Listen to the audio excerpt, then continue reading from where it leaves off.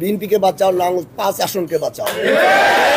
তুমি ফেসিস হাসিনার কোনো গডফাদারদের কোনো এখানে নাশকতা কাজ করতে দেওয়া যাবে না। আমার মামাটি মানুষের নেত্রী একটি স্লোগান দিয়ে আমি আমার বক্তব্য শুরু করতে চাই। দেশনেত্রী বেগম খালেদা জিয়া বলেছিলেন, দেশ বাঁচাও মানুষ বাঁচাও। তার পরিপ্রেক্ষিতে আমি বলতে চাই, নাঙ্গল বিএনপিকে বাঁচাও, নাঙ্গল 5 আসনকে বাঁচাও। এই নির্বাচনকে নিয়ে আমার রাজনীতি বিভাগ ভারপ্রাপ্ত চেয়ারম্যান জনতা তারেক রহমান 3টি ক্যাটাগরিতে বলেছিলেন মনোনয়নপত্র নিশ্চিত করবেন। একটা হলো যে বিগত দিনে নির্যাতিত, নিপীড়িত এবং মামলা হামলায় যারা জড়িত, দ্বিতীয়ত কইছে জনসম্পৃক্ততা, তৃতীয় কইছে জনপ্রিয়। আমরা সে আশঙ্কায় বুক বেঁধেছিলাম যে ইনশাল্লাহ এবার তৃণমূলের নেতা কর্মীদের মূল্যায়ন হবে। প্রাথমিকভাবে যাকে ক্যান্ডিডেট দেওয়া হয়েছে তার ব্যাপারে আমাদের বলার কিছু নেই, এটা নাঙ্গলবাসী দেশবাসী সবাই জানে। পাশাপাশি সম্মানিত মহাশয় যে ঘোষণাটা দিয়েছিলেন যে এই মনোনয়নপত্র চূড়ান্ত না, এটা প্রাথমিক।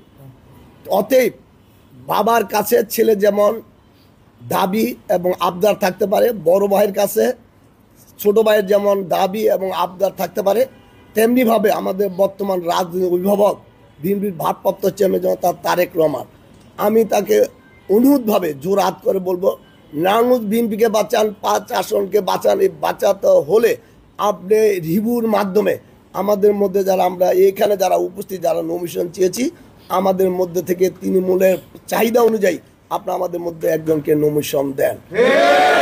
নমিনেশন যদি দেওয়া হয় আমরা ইনশাল্লাহ আপনাকে একটি ভালো ফলাফল এবং বিজয় সুনিশ্চিত উপহার দিতে পারবো।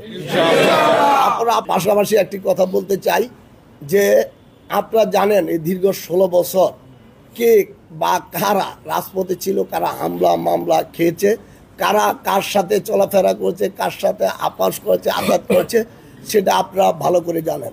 তো আমি আমার নেতার কাছে অনুরোধ করব, আপনি আমাদের এই রিভিউ প্রার্থনাকে আপনি পুঙ্খানুপুঙ্খানুভাবে আপনি পুনর্বিবেচনা করেন। পাশাপাশি এটুকু বলছে, যেহেতু আমরা দল করি, আমাদের দলের সিদ্ধান্ত, তারপরে যদি দল আমাদের এই সিদ্ধান্তকে সম্মান করে, পরিবর্তন করে, সেটাকে ওয়েলকাম।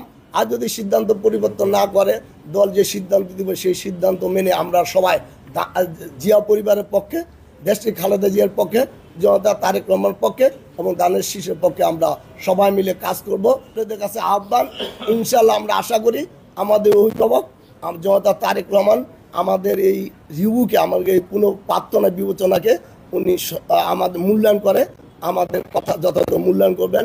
আপনারা জানেন আজকে আমরা এখানে কেন বসেছি। আমরা ঐক্যবদ্ধ বিএনপি চাই। কেন ঐক্যবদ্ধ বিএনপি চাই? গত 16 বছর ফেসিস খুনি হাসিনা আমাদের উপর যে নির্যাতন নিপীড়ন করেছে, সে নির্যাতন নিপীড়ন থেকে আমরা রক্ষা পেতে না পেতেই আবার বর্তমানে ফেসিস হাসিনা পার্শ্ববর্তী দেশের থেকে তার হত্যার বিচার মুখোমুখি হবে বলে সে দেশে যে অরাজকতা নাশকতা শুরু করেছে, তার মামলার রায়, এই রায়কে নিয়ে সে দেশে বিশাল ধরনের অরাজকতা এবং সন্ত্রাস নাশকতা করার চেষ্টা করছে।